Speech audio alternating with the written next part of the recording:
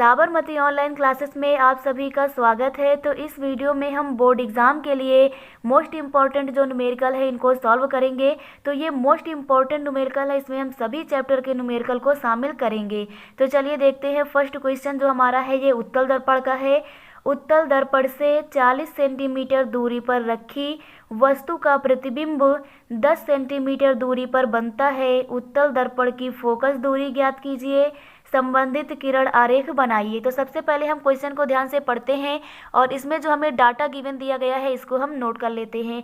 तो यहाँ पर बात चल रही है उत्तल दर्पण की और कहा गया कि 40 सेंटीमीटर दूरी पर रखी वस्तु, मीन्स ये 40 सेंटीमीटर किसकी दूरी दी गई है? वस्तु की दूरी दी गई है। तो यहाँ पर हम डाटा गिवन भी नोट कर लेते हैं। तो वस्तु की दूरी को हम बोलते हैं u। तो यहाँ पर u हमें दिया गया है 40 सेंटीमीटर। इसके साथ में कहा गया है वस्तु का प्रतिबिंब 10 सेंटीमीटर दूरी पर बनता है। तो 10 सेंटीमीटर दूरी पर क्या बन रहा है? प्रतिबिंब। मीन्स ये प्रतिबिंब की दूरी दी गई है, तो प्रतिबिंब की दूरी को v बोलते हैं। तो v बराबर हो जाएगा 10 सेंटीमीटर। इसी के साथ में हमसे कहा गया है कि फोकस दूरी मीन्स f हमें ज्ञात करना है। तो यहाँ पर बात उत्तल दर्पण की हो रही है। तो अब हम u v f में उत्तल दर्पण के लिए चिन्ह परपाटी देख लेते हैं। तो उत्तल दर्पण के लिए होता क्या है? u का मान माइनस होता है। अगर यहाँ अवतल दर्पण की बात करता तो जो गिवन डाटा है उसमें हम सभी में माइनस लगा लेते, लेकिन उत्तल दर्पण में केवल u का मान निगेटिव होता है, तो यहाँ पर हम माइनस लगा लेंगे। अब यहाँ पर हमें फोकस दूरी ज्ञात करनी है, तो यहाँ पर हम फार्मूला लिख देते हैं।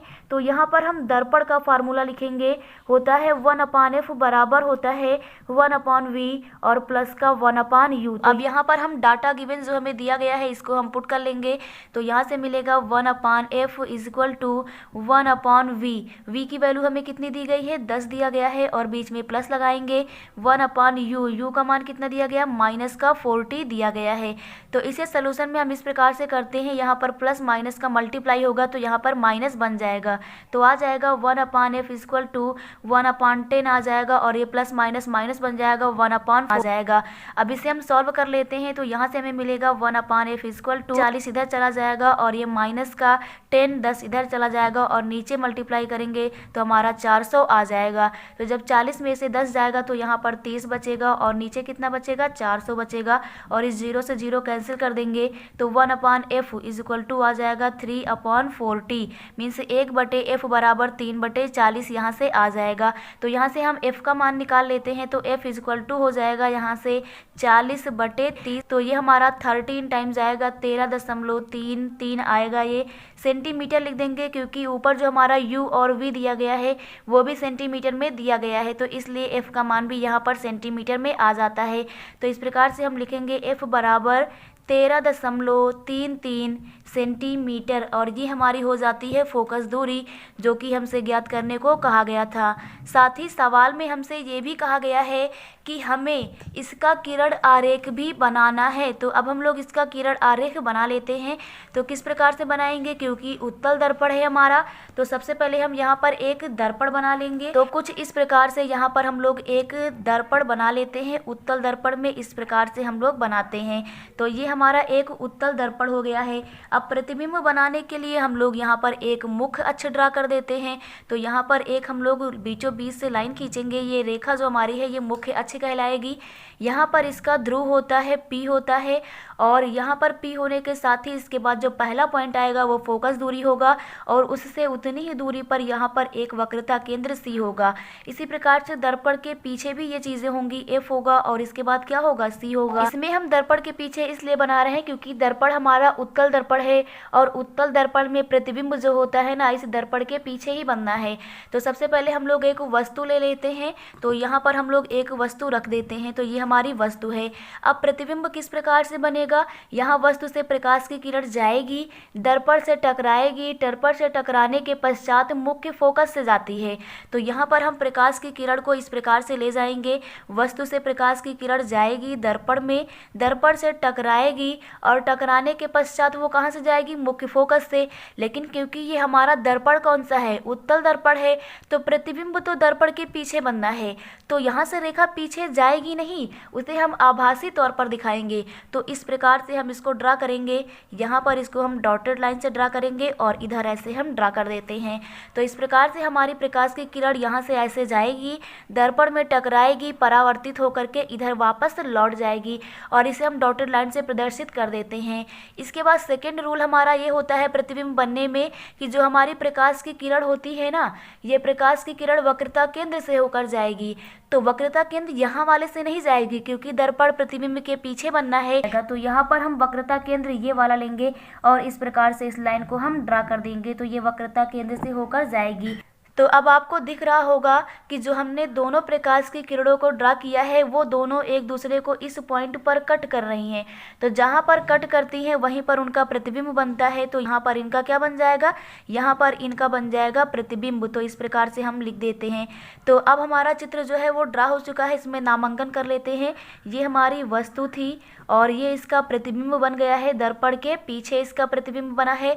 साथ ही साथ यहाँ पर हम दूरी लिख देते हैं क्योंकि हमें वस्तु की दूरी, दर्पण से वस्तु की दूरी 40 सेंटीमीटर दिया गया है। तो यहाँ पर हम 40 सेंटीमीटर लिख देते हैं। प्रतिबिंब की दूरी, प्रतिबिंब हमारा ये बना है, तो दर्पण से प्रतिबिंब की दूरी जो v है वो हमें 10 सेंटीमीटर दिया गया है। तो इस प्रकार से यहाँ पर हम रख देते हैं।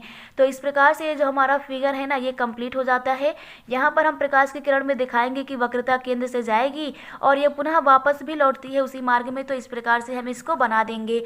तो ये फर्स्ट क्वेश्चन आप लोगों को क्लियर हो गया होगा।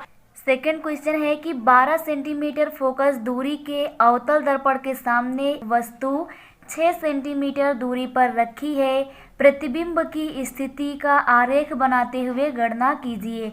तो यहाँ पर कहा गया है 12 सेंटीमीटर फोकस दूरी, मीन्स यहाँ पर डाटा गिवन में हमें f दिया गया है और साथ ही कहा गया है अवतल दर्पण है। किसकी बात चल रही है, अवतल दर्पण है के सामने एक वस्तु, जो वस्तु है ना वो 6 सेंटीमीटर की दूरी पर रखी है। मीन्स वस्तु की दूरी दी गई है यहाँ पर कितनी, 6 सेंटीमीटर दी गई है। और कहा गया कि प्रतिबिंब की स्थिति मीन्स प्रतिबिंब की दूरी हमें ज्ञात करनी है और किरण आरेख भी बनाना है। तो सबसे पहले यहाँ पर हम लोग डाटा गिवन नोट कर लेते हैं। तो डाटा गिवन में हमें दिया गया है कि फोकस दूरी जो f है वो कितनी है, 12 सेंटीमीटर है। इसके साथ में यहाँ पर वस्तु की दूरी बताई गई है 6 सेंटीमीटर है और इसके साथ में हमें प्रतिबिंब की दूरी v बराबर हमें ज्ञात करना है। तो क्योंकि अवतल दर्पण है इसलिए चिन्ह परपाटी से इसमें जो भी हमें दूरियां दी गई हैं सभी क्या हो जाएंगी, ऋणात्मक हो जाएंगी।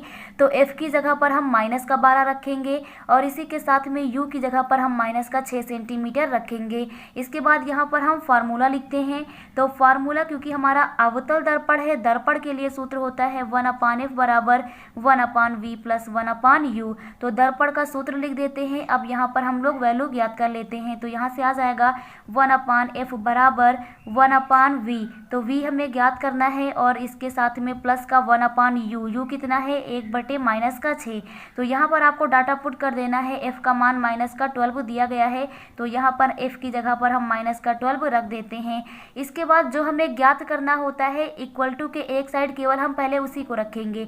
तो 1/v हम यहाँ पर रखेंगे। 1/ जो -6 है उसे हम इक्वल टू के दूसरी साइड ले जाएंगे तो उसका साइन चेंज हो जाएगा। तो हो जाएगा 1/6, ये इधर आएगा तो प्लस का हो जाएगा 1/6 और ये हो जाएगा माइनस का 1/12 इज इक्वल टू इधर बचेगा 1/v। तो इसे हम सॉल्व कर लेते हैं। तो ये हो जाएगा 12 हो जाएगा और माइनस ये हो जाएगा 6। तो यहाँ पर इसे मल्टीप्लाई करेंगे तो यहाँ पर 12 हो जाएगा और इधर -6 हो जाएगा और नीचे कितना आ जाएगा, नीचे आ जाएगा 72। इसके बाद इधर हो जाएगा 1/v। तो यहाँ पर 12 में से जब 6 चले जाएंगे तो हमें 6 प्राप्त हो जाएगा और नीचे कितना आ जाएगा, 72 आ जाएगा। तो इसके बाद जब इसे हम डिवाइड करेंगे तो ये आ जाएगा 1/12। तो यहाँ से हम 1/v बराबर प्राप्त कर लेंगे 1/12 मीन्स 1/12 हमें प्राप्त हो जाएगा। तो यहाँ से v का मान हम निकालेंगे तो v इज इक्वल टू हो जाएगा 12 और ये हमारा सेंटीमीटर में होगा क्योंकि जो क्वेश्चन में हमें f और u दिया गया था किस में दिया गया था, सेंटीमीटर में दिया गया था। तो इस प्रकार से हम लोग v ज्ञात कर लेते हैं, मीन्स प्रतिबिंब की स्थिति हम लोग ज्ञात कर लेते हैं। अब क्वेश्चन में हमसे कहा गया है कि हमें किरण आरेख भी खींचना है। प्रतिबिंब बनाने के बाद हमें इसका क्या करना है, किरण आरेख भी खींचना है। तो अब हम लोग यहाँ पर सबसे पहले एक अवतल दर्पण बना लेते हैं। तो यहाँ पर इस प्रकार से हम एक अवतल दर्पण को बनाते हैं। तो ये हमारा हो जाएगा अवतल दर्पण। इसके साथ में हम यहाँ पर एक मुख्य अक्ष भी खींच लेते हैं, तो ये हमारा हो जाएगा मुख्य अक्ष। मुख्य अक्ष के बाद यहाँ पर जो दर्पण होता है, दर्पण और मुख्य अक्ष जहाँ पर कटान बिंदु होता है, ये हमारा ध्रुव होता है। इसके बाद जो पॉइंट आता है वो हमारा F का आता है, और इसके बाद जो पॉइंट आता है वो C का आता है, मीन्स वक्रता केंद्र का आता है। तो यहाँ पर क्वेश्चन में हमें दिया गया है कि जो वस्तु है ना, इसकी फोकस दूरी कितनी है, 12 सेंटीमीटर है। तो फोकस दूरी का मतलब फोकस तक की दूरी, तो ध्रुव से फोकस तक की दूरी, यहाँ से लेकर यहाँ तक की जो दूरी है वो कितनी है, 12 सेंटीमीटर है। तो वस्तु यहाँ F व P के बीच होगी, इससे प्रकाश की किरण निकलेगी, दर्पण से टकराएगी और मुख्य फोकस से होकर जाएगी। इसके बाद सेकंड पॉइंट हमारा रूल इसमें ये है कि जो हमारा वस्तु है, इससे निकलने वाली प्रकाश की किरण वक्रता केंद्र से होकर जाती है, तो दर्पण से टकरा करके पुनः उसी मार्ग में वापस लौटती है। तो उसे हम कुछ इस प्रकार से बनाएंगे, इसे वक्रता केंद्र से होकर जाता हुआ ऐसे बनाएंगे इस प्रकार से। तो यहाँ पर हमारी प्रकाश की जो किरण होगी ना, वस्तु से इस प्रकार से निकलेगी और उसके पास टकरा करके फिर से वक्रता केंद्र से ही वापस चली जाएगी। तो अभी हमारा जो दोनों यहाँ से प्रकाश की किरणें हैं, एक दूसरे से टकराई नहीं, क्योंकि इसका प्रतिबिंब दर्पण के पीछे बनना है। तो जब इन किरणों को हम आगे बढ़ाएंगे तो पीछे टकराएंगी, तो इसे हम इस प्रकार से आगे बढ़ा देते हैं। तो इस प्रकार से इसे हम बढ़ा देंगे, और ये वाली जो हमारी प्रकाश की किरण है, इसको भी हम इस प्रकार से बढ़ा देते हैं। तो बढ़ाने पर हम देखेंगे कि ये एक दूसरे से टकराएंगी, और जिस स्थान पर टकराएंगी यहीं पर इनका क्या बन जाएगा, प्रतिबिंब बन जाएगा। तो इस प्रकार से हम वस्तु का प्रतिबिंब बना देते हैं। तो आपको इस प्रकार से प्रतिबिंब दिख जाएगा कि जो प्रतिबिंब होगा ना, वो बड़ा बनेगा और सीधा बनेगा। इसके बाद नेक्स्ट क्वेश्चन देखते हैं, उत्तल लेंस का है। तो यहाँ पर सबसे पहले हम लोग डाटा गिवन नोट कर लेते हैं। प्रश्न हमारा उत्तल लेंस का है। यहाँ पर कहा गया है कि वस्तु की दूरी क्रमशः, मतलब पहले वाला तो पहले हमें वस्तु दिया गया है, तो वस्तु की दूरी 10 सेंटीमीटर दिया गया है, और प्रतिबिंब की जो दूरी है वो 20 सेंटीमीटर दिया गया है। तो क्योंकि बात यहाँ पर उत्तल की हो रही है, इसलिए हमारा U माइनस रहेगा। तो उत्तल के लिए हमारा U माइनस होता है, जबकि अवतल के लिए जो गिवन डाटा होता है सभी माइनस में हो जाता है। यहाँ पर हमें F ज्ञात करना है। तो क्योंकि हमारा ये क्वेश्चन लेंस का है, इसलिए यहाँ पर हम जो फार्मूला लिखेंगे वो हमारा लेंस का यूज़ होगा। कौन सा फार्मूला, लेंस का। तो लेंस के लिए होता है 1/f equal to 1/v minus 1/u। तो याद रखिएगा, यहाँ पर लास्ट में 1/u रहेगा और यहाँ पर आगे माइनस रहेगा लेंस के केस में। तो यहाँ पर हम मान निकालेंगे 1/f बराबर हो जाएगा 1/v का मान यहाँ पर दिया गया है 20 रखेंगे, माइनस का 1/u की जगह हम कितना रखेंगे, माइनस का 10 रख देंगे। तो इस प्रकार से हम इसे सॉल्व करेंगे तो माइनस माइनस ये प्लस बन जाएगा, तो आ जाएगा 1/20, और ये माइनस माइनस मिलके क्या हो जाएगा, प्लस बन जाएगा, और ये 1/10 आ जाएगा। इसके बाद यहाँ पर हम क्रॉस मल्टीप्लाई करेंगे तो हो जाएगा 1/f बराबर, यह हमें मिल जाएगा 10 आ जाएगा इधर से जब एक में गुणा करेंगे, और बीच में प्लस आ जाएगा, और 20 का गुणा करेंगे तो 20 आ जाएगा एक में जब हम करेंगे, और नीचे का नीचे मल्टीप्लाई होगा तो यहाँ पर हमें 200 मिल जाएगा। तो इस प्रकार से जब इसे हम ऐड करेंगे तो हमें ऊपर 30 मिल जाएगा, 30 आ जाएगा, और नीचे 200 आ जाएगा। तो 1/f बराबर हो जाएगा 30/200 के। अब यहाँ पर हम लोग f निकाल लेते हैं, तो f बराबर 200/30। तो इस प्रकार से हमें मिल जाएगा 20/3, और जब इसको हम डिवाइड करेंगे तो आ जाएगा 3.67, ये लगभग 3 बार जाएगा, तो 3.67 सेंटीमीटर आ जाएगा। तो यहाँ पर हमारा फोकस दूरी है वो आ जाएगा 3.67। तो इस प्रकार से ये उत्तल लेंस का क्वेश्चन भी आप लोगों को क्लियर हो गया होगा। नेक्स्ट क्वेश्चन हम लोग देखते हैं, अवतल लेंस का है। तो यहाँ पर कहा गया है 16 सेंटीमीटर फोकस दूरी के अवतल लेंस से वस्तु को कितनी दूरी पर रखें कि वस्तु का प्रतिबिंब 10 सेंटीमीटर दूरी पर बने। तो ये क्वेश्चन हमारा किसका है, अवतल लेंस का है। यहाँ पर कहा गया है कि 16 सेंटीमीटर फोकस दूरी। तो यहाँ पर हम डाटा गिवन नोट कर लेते हैं। सबसे पहले डाटा गिवन में हमें दिया गया है जो फोकस दूरी है वो कितनी है, 16 सेंटीमीटर है, और हमारा अवतल लेंस है। वस्तु को कितनी दूरी पर रखें, कितनी दूरी पर, ये हमें ज्ञात करना है। तो वस्तु की स्थिति हमें ज्ञात करना है। वस्तु का प्रतिबिंब 10 सेंटीमीटर पर बने, तो प्रतिबिंब के लिए v हमें दिया गया है कितने पर बनेगा, 10 सेंटीमीटर पर बने। अवतल लेंस है इसलिए हमें जितना भी डाटा गिवन दिया गया है वो सभी निगेटिव हो जाएगा। अगर यहीं उत्तल लेंस होता तो हम केवल u को माइनस करते हैं अगर हमें दिया गया होता है तो इस प्रकार से अब यहाँ पर हम लेंस का सूत्र लिखेंगे तो फार्मूला लिख लेते हैं। लेंस का सूत्र क्या होता है 1/f equal to 1/v minus का 1/u। अब यहाँ पर हम देखते हैं हमें ज्ञात करना क्या है, हमें u ज्ञात करना है। तो इक्वल टू के एक साइड हमें केवल u को ही रखना है, बाकी जो डाटा अब यहाँ पर हम देखते हैं कि हमें ज्ञात क्या करना है। तो यहाँ पर हमें u ज्ञात करना है, इसलिए इक्वल टू के एक साइड में फार्मूले में हम केवल u रखेंगे, बाकी डाटा को पहले ही हम ट्रांसफ़र कर लेंगे। तो u को हम इधर लेके आएंगे तो हो जाएगा 1/u इक्वल टू 1/v पहले से उधर है और 1/f को बराबर के दूसरी तरफ ले जाएंगे तो आ जाएगा 1/f यहाँ पर माइनस का। तो अब यहाँ पर हम डाटा पुट कर देते हैं तो हमें मिलेगा 1/u equal to 1/v। v का मान कितना दिया गया है, माइनस का 10 दिया गया है और यहाँ पर माइनस लगाएंगे 1/f। f का मान कितना दिया गया है, माइनस का 16 दिया गया है। तो इस प्रकार से यहाँ तक आप लोगों को क्लियर हो गया होगा। आगे हो जाएगा 1/u इक्वल टू 1/ यहाँ माइनस का 10 हो जाएगा और ये माइनस माइनस बन जाएगा प्लस 1/16 16 हो जाएगा। अब यहाँ पर हम क्रॉस मल्टीप्लाई करेंगे तो 1/u इक्वल टू हो जाएगा, यहाँ से आ जाएगा 16 और ये हो जाएगा माइनस का 10 और नीचे हमारा मल्टीप्लाई करेंगे तो आ जाएगा माइनस का 160 आ जाएगा। तो इसे सॉल्व करेंगे तो हमें मिल जाएगा 1/u इक्वल टू यहाँ पर बचेगा 6/ माइनस का 160। तो इस प्रकार से आ जाएगा u इक्वल टू आ जाएगा माइनस का 160/6। तो जब इसे डिवाइड करेंगे तो u की वैल्यू हमें मिल जाएगी 26.6। तो इस प्रकार से हमें मिल जाएगा सेंटीमीटर में u की वैल्यू। नेक्स्ट न्यूमेरिकल है हमारे अपवर्तनांक पर आधारित सवाल। तो अपवर्तनांक वाले जो न्यूमेरिकल हैं अब हम लोग वो करेंगे। तो यहाँ पर हमें बताया गया है कि वायु के सापेक्ष जल तथा कांच के अपवर्तनांक तो यहाँ पर हमें क्रमशः दिए गए हैं।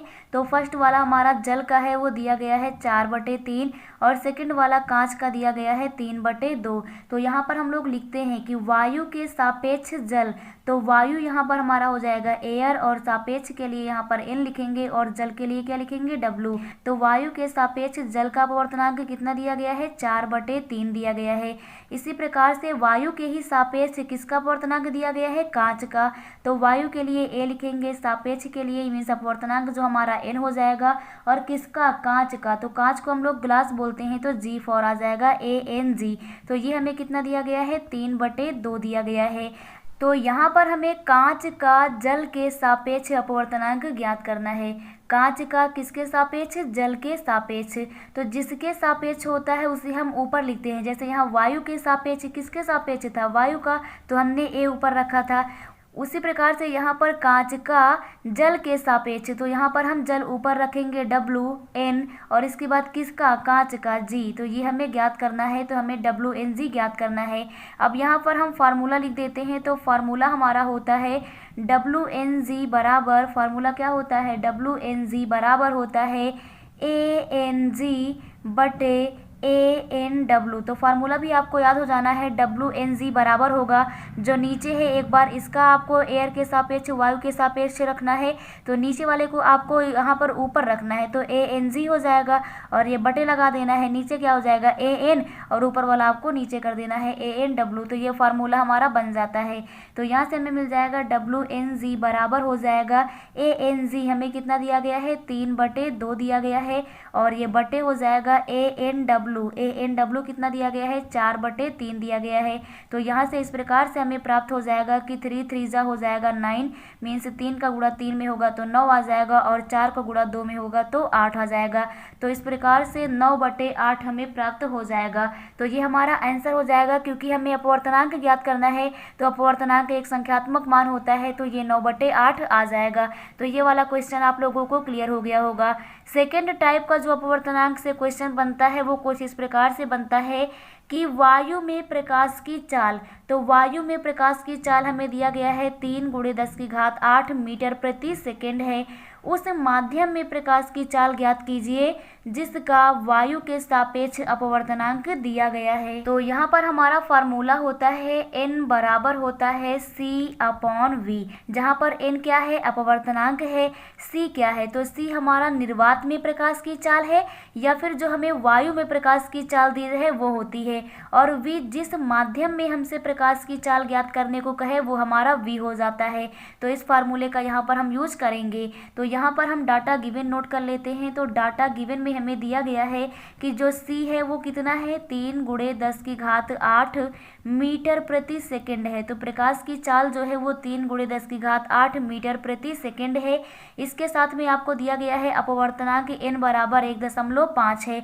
यहाँ पर हमें ज्ञात क्या करना है, उस माध्यम में प्रकाश की चाल ज्ञात करनी है। तो माध्यम में प्रकाश की चाल v होती है, तो v हमें ज्ञात करना है। तो यहाँ पर हम लोग लिखेंगे n बराबर c/v होता है, या यहीं से आ जाएगा v हमें निकालना है, तो v बराबर क्या हो जाएगा, c/n हो जाएगा। तो यहाँ से आ जाएगा v बराबर c का मान दिया गया है 3 × 10⁸ और नीचे n कितना दिया गया है, 1.5 दिया गया है। तो इसे हम आगे सॉल्व करेंगे। यहाँ पर दशमलव हटाएंगे, यहाँ पर 0 लग जाएगा, तो हो जाएगा 15 एकम 15, 15 दूनी 30। तो v बराबर हमें मिल जाएगा 2 × 10⁸ आ जाएगा, और ये हमारी चाल है इसलिए मात्रक क्या हो जाएगा, मीटर प्रति सेकंड हो जाएगा। तो इस प्रकार से ये वाला क्वेश्चन भी आप लोगों को क्लियर हो गया होगा। n = c/v फार्मूले पर ये बेस्ड था। नेक्स्ट क्वेश्चन कुछ इस प्रकार से बनता है कि संलग्न चित्र के अनुसार प्रकाश की किरण वायु से किसी माध्यम में प्रवेश करती है, वायु के सापेक्ष माध्यम का अपवर्तनांक ज्ञात कीजिए। मीन्स ये फिगर बेस्ड होते हैं और स्नेल का नियम इसमें लगेगा अपवर्तनांक का जो द्वितीय नियम होता है। तो अपवर्तनांक के द्वितीय नियम में अपवर्तनांक का फार्मूला क्या होता है, n = sin I/sin r, जहाँ पर ये I क्या होता है, आपतन कोण, और R क्या होता है, अपवर्तन कोण होता है। तो अब यहाँ पर फिगर में आपको समझना है ध्यान से कि आपतन कोण होता क्या है। तो ये हमारी आपतित किरण है, तो आपतित किरण और अभिलंब, ये अभिलंब है, तो आपतित किरण और अभिलंब के बीच बनने वाले कोण को हम लोग बोलते हैं आपतन कोण I, और इसी प्रकार से अपवर्तित किरण और अभिलंब के बीच बनने वाले कोण को हम लोग बोलते हैं अपवर्तन कोण, वो हमारा R होता है। तो यहाँ पर क्वेश्चन में हमें जो फिगर दिया गया है ना, इसमें आपतन कोण I नहीं दिया गया है, परंतु हमें पता है कि जो चतुर्थांश होता है इसमें यहाँ पर 90 डिग्री का कोण होता है। तो यदि हमें आधा इधर का 60 दिया गया है, इधर का ज्ञात करना हो, तो हमें टोटल पता है ना कि 90 होगा, तो 90 में से हम 60 घटा देंगे तो हमें आपतन कोण I मिल जाएगा। तो यहाँ पर हम लोग लिखेंगे कि I = हो जाएगा 90 - 60, मीन्स 90 - 60 करेंगे तो यहाँ पर हमें 30 आ जाएगा, 30 हमें प्राप्त हो जाएगा आपतन कोण। इसी प्रकार से हम लोगों को अपवर्तन कोण भी नहीं दिया गया है, तो अपवर्तन कोण कैसे निकालेंगे, तो यहाँ नीचे भी तो 90 डिग्री का कोण बन रहा है, तो 90 में से यदि हम 45 घटा देंगे तो यहाँ पर हमें R मिल जाएगा। तो R = हो जाएगा 90 - 45, ये हमारा 45 आ जाएगा, तो यहाँ पर हमें मिल जाएगा। अब यहाँ पर अपवर्तनांक n बराबर साइन, और यहाँ पर I की जगह I का मान रखेंगे, साइन 30 अंश हो जाएगा, बटे यहाँ पर हो जाएगा साइन, और R की जगह पर हम 45 मीन्स 45 अंश रखेंगे। तो साइन 30 अंश का मान होता है 1/2, और ये बटे हो जाएगा साइन 45 अंश का मान होता है 1/√2।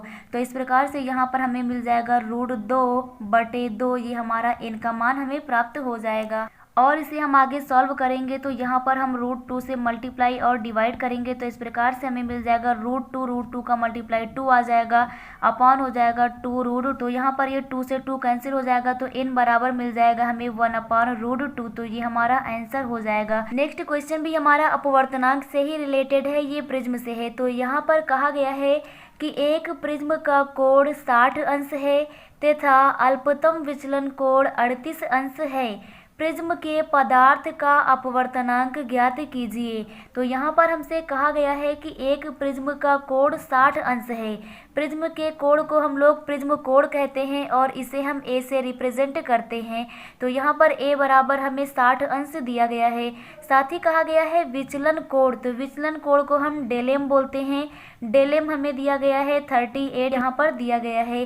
साथ ही साथ कहा गया है कि प्रिज्म के पदार्थ का अपवर्तनांक मीन्स हमें n ज्ञात करना है।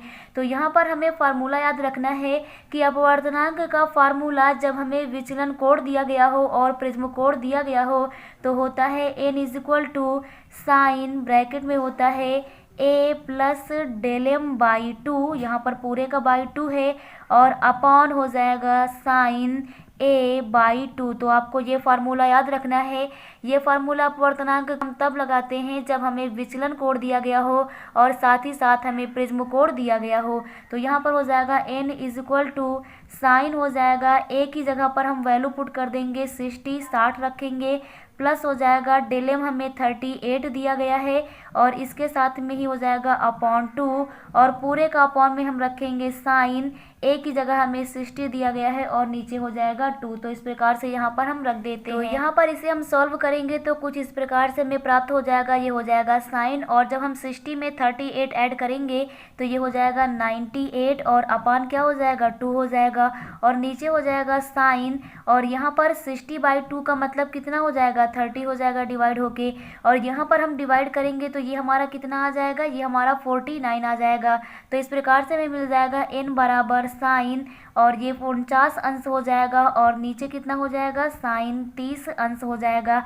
यहाँ पर क्वेश्चन में हमें दिया गया है साइन 49 की जगह पर हमें 0.75 रखना है, तो ये वैल्यू हमें दिया गया है 0.75 हो जाएगा और अपान साइन 30 अंश का मान कितना होता है 1/2 होता है।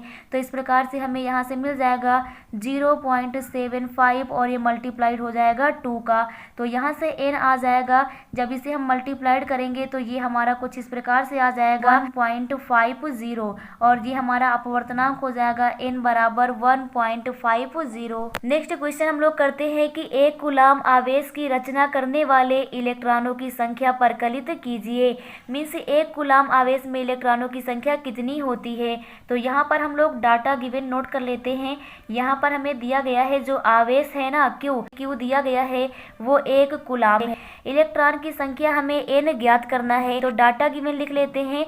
यहाँ पर हमें आवेश दिया गया है कितना है, एक कूलाम है और इलेक्ट्रॉन की संख्या n हमसे ज्ञात करने के लिए कहा गया है। तो आप लोगों को याद रखना है कि इलेक्ट्रॉन पर जो आवेश होता है E उसका मान क्या होता है 1.6 गुणे 10⁻⁻19 कूलाम होता है। तो यहाँ पर हम फार्मूला लिखेंगे Q बराबर होता है NE। यहाँ पर हमें n ज्ञात करना है तो n इक्वल टू हो जाएगा Q/E। यहाँ पर क्या हो जाएगा Q/E। तो यहाँ से आ जाएगा n इक्वल टू Q का मान दिया गया है यहाँ पर 1 दिया गया है अपॉन Q का मान यहाँ पर 1 दिया गया है अपॉन E की वैल्यू पुट करेंगे तो 1.6 इंटू 10⁻⁻19 हो जाएगा। तो इस प्रकार से जब इसे हम सॉल्व करेंगे तो ये हमारा आ जाएगा 6.25 इंटू 10⁻18।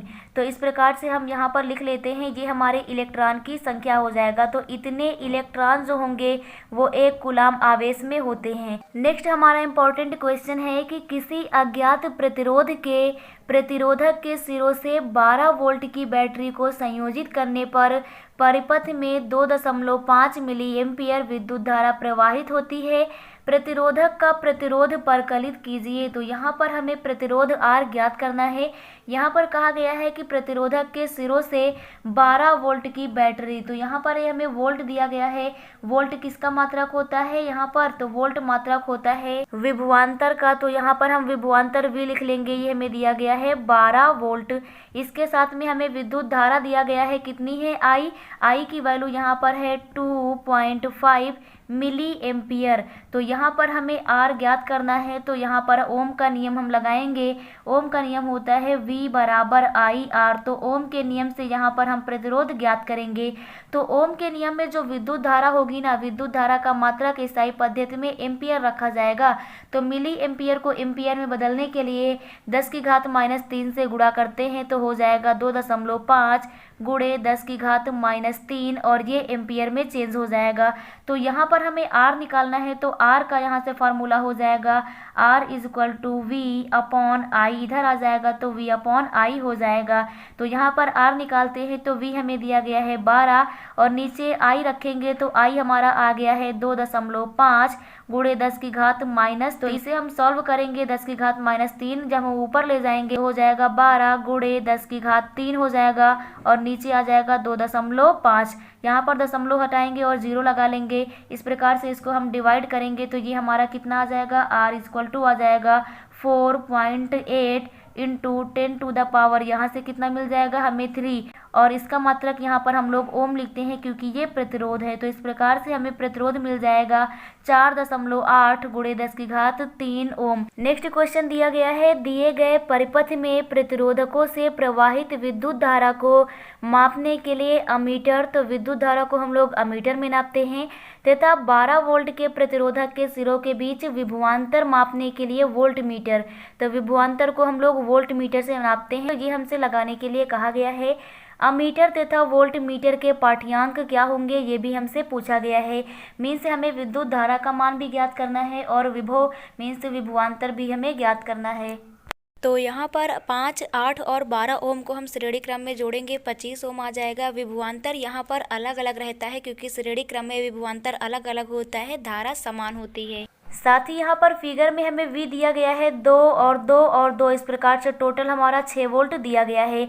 अब यहाँ पर हमें फर्स्ट धारा ज्ञात करनी है, तो I हम ओम के नियम से ज्ञात करेंगे। फर्स्ट हमें क्या ज्ञात करना है, धारा, तो फार्मूला होता है V बराबर IR, तो यहाँ से हो जाएगा I is equal to V upon R, तो यहाँ पर हम I का मान निकालेंगे, I is equal to V हमें कितना दिया गया है, 6 दिया गया है और बटे नीचे R हमारा कितना आ गया है 25 आ गया है। तो जब इसे हम भाग करेंगे तो हमें मिल जाएगा 0.24 और क्योंकि ये विद्युत धारा है तो मात्रक क्या हो जाएगा, एम्पियर। तो इस प्रकार से हम विद्युत धारा ज्ञात कर लेते हैं। अब साथ ही साथ यहाँ पर हमें वोल्ट मीटर का पाठ्यांक मीन्स हमें विभवांतर ज्ञात करना है। तो विभवांतर कहाँ पर ज्ञात करना है, 12 ओम वाले प्रतिरोध में। तो ये हमारा 12 ओम का प्रतिरोध है और इसमें हमें विभवांतर ज्ञात करना है। तो हम केवल 12 ओम R ही लिखेंगे इसका विभवांतर ज्ञात करने के लिए। तो यहाँ पर हम फिर से ओम का नियम लगाएंगे, V बराबर IR और यहाँ लिखेंगे 12 ओम के प्रतिरोध में, तो यहाँ पर हम लोग लिख देते हैं 12 ओम के प्रतिरोध में विभवांतर ज्ञात करने पर क्या ज्ञात करेंगे, विभवांतर ज्ञात करना। तो विभवांतर किस प्रकार से ज्ञात करेंगे, तो विभवांतर के लिए V बराबर हो जाएगा IR और इसका विभवांतर V हो जाएगा, हम केवल 12 ओम वाले में निकालेंगे। तो केवल 12 ओम वाले के विभवांतर के लिए 12 ओम में जो धारा जाएगी, तो धारा तो पूरे में समान ही जा रही है, तो जो हम धारा पहले निकाल चुके हैं वही धारा हमारी 12 ओम में जाएगी। तो I का मान हमारा क्या हो जाएगा, 0.24 हो जाएगा और इसी का हमें प्रतिरोध हमें ज्ञात है। तो यहाँ पर हम लिखेंगे V बराबर I की वैल्यू रखेंगे 0.24 और यहाँ पर मल्टीप्लाई हो जाएगा R का, R हमारा कितना है 12 है। तो इस प्रकार से इसे हम मल्टीप्लाइड करेंगे तो यहाँ से हमें प्राप्त हो जाएगा 2.88 वोल्ट। क्वेश्चन में हमसे ये भी कहा गया था कि इस फिगर में हमें अमीटर और वोल्ट मीटर भी लगाना है। तो अमीटर को हम लोग यहाँ पर जोड़ देते हैं, तो इस प्रकार से हम लिखेंगे यहाँ पर A, ये हमारा अमीटर हो गया और यहाँ प्लस माइनस इस प्रकार से लगा देते हैं। 12 ओम वाले में हमें वोल्ट मीटर भी लगाना है, तो 12 ओम के बीच हम इस प्रकार से करेंगे और यहाँ पर हम वोल्ट मीटर V लगा देते हैं इस प्रकार से और यहाँ पर ये हमारा प्लस हो जाएगा, ये माइनस हो जाएगा। तो इस प्रकार से ये क्वेश्चन भी आप लोगों को क्लियर हो गया होगा। इस क्वेश्चन में हमने विद्युत धारा और विभवांतर ज्ञात किया। Next and last most important question है हमारा कि एक लंबे सीधे तार में 3 एम्पियर की धारा बह रही है 50 सेंटीमीटर दूरी पर, क्षेत्र की तीव्रता B हमें ज्ञात करनी है। तो यहाँ पर हम लोग डाटा गिवन नोट कर लेते हैं। सबसे पहले हमें धारा दिया गया है, I का मान दिया गया है, कितना है 3 एम्पियर की धारा बह रही है और साथ ही कहा गया है कि तार से 50 सेंटीमीटर दूरी पर स्थित बिंदु, तो R हमें कितना दिया गया है 50 सेंटीमीटर दिया गया है और साथ ही साथ हमें कहा गया है B ज्ञात करना है। तो यहाँ पर हम चुंबकीय क्षेत्र की जो तीव्रता B होती है इसका फार्मूला लिख देते हैं। B इक्वल टू होता है mu naught upon 4 pi into 2I/r। तो ये हमारा फार्मूला हो जाता है चुंबकीय क्षेत्र की तीव्रता का। तो इस प्रकार से इस फार्मूले का हम यूज़ यहाँ पर करेंगे। तो यहाँ से हो जाएगा B इज़ टू μ0/4 पाई। तो यहाँ पर आपको याद रखना है कि μ0 जो होता है इसकी वैल्यू होती है 4 पाई इंटू 10⁻⁻7 और अपॉन नीचे हो जाएगा 4 पाई और इसके साथ में मल्टीप्लाइड में आ जाएगा 2 इंटू आई की वैल्यू हमें दी गई है 3, यहाँ पर हम लोग रख देंगे और इसके साथ में अपॉन में हो जाएगा यहाँ पर आर का मान कितना दिया गया है 50। तो अब इसे हम लोग सॉल्व कर लेते हैं। 4 पाई से 4 पाई कैंसिल हो जाएगा। तो यहाँ से हो जाएगा B इक्वल टू यहाँ पर 3 दूनी 6 हो जाएगा 6/50 इंटू 10⁻, यहाँ पर -7 हो जाएगा। तो यहाँ पर इसे सॉल्व करेंगे तो B इक्वल टू आ जाएगा 6 अपॉन जो 50 दिया गया है ये हमारा किस में दिया गया है, क्वेश्चन में हमें ये सेंटीमीटर में दिया गया है। तो इसे हम मीटर में चेंज करेंगे। तो मीटर में चेंज करने के लिए हम लोग 100 से डिवाइड कर लेते हैं। तो इसे हम 100 से डिवाइड करेंगे तो कुछ इस प्रकार से आ जाएगा और ये 10⁻⁻7 हो जाएगा। तो ये इस प्रकार से बन जाएगा 6 अपॉन ये 0.5 मीटर में रहेगा इंटू 10⁻⁻7 हो जाएगा। यहाँ पर हम पॉइंट हटाएंगे, ऊपर यहाँ पर 0 लग जाएगा। तो इस प्रकार से B का मान आ जाएगा 12 इंटू 10⁻⁻7। तो इस प्रकार से ये हमारे इम्पोर्टेंट न्यूमेरिकल थे जो आप लोगों को क्लियर हो गए होंगे।